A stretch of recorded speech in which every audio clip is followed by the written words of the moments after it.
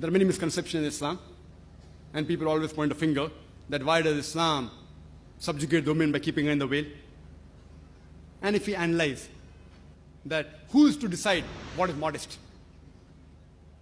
The Quran says in Surah Nur, chapter number 24, verse number 30, say to the believing man that he should lower his gaze and guard his modesty.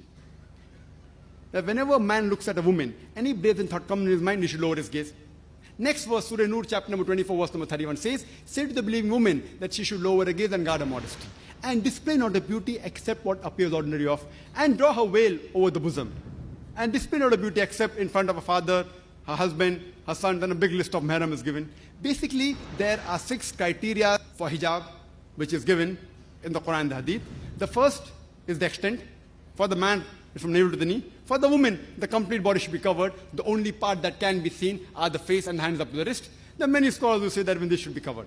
The remaining 5 criteria are the same. The second is the clothes they wear, it should not be tight so that it reveals the figure. Third, it should not be transparent. Fourth, it should not be so glamorous so that it attracts the opposite sex. Fifth, it should not resemble and be a sign of the unbeliever. And sixth, it should not resemble that of the opposite sex.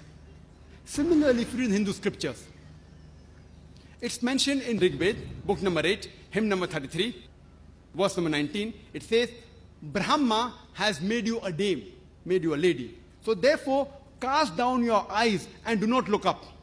Put your feet together and let not your garment reveal what your veil conceals.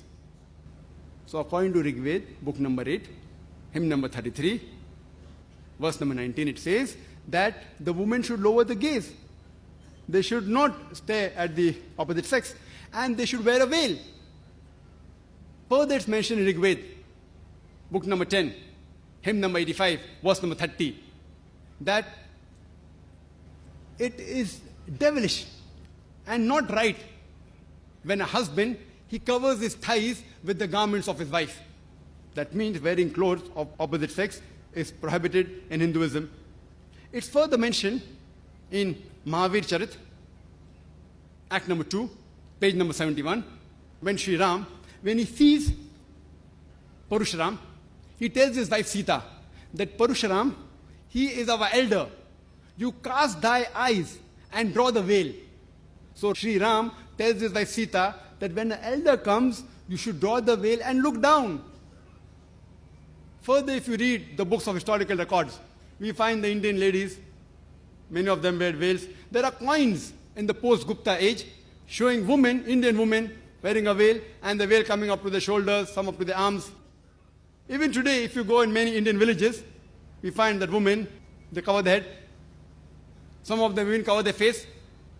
So here if you analyze the modesty level of a woman in Islam and Hinduism is the same, that they have to be covered up.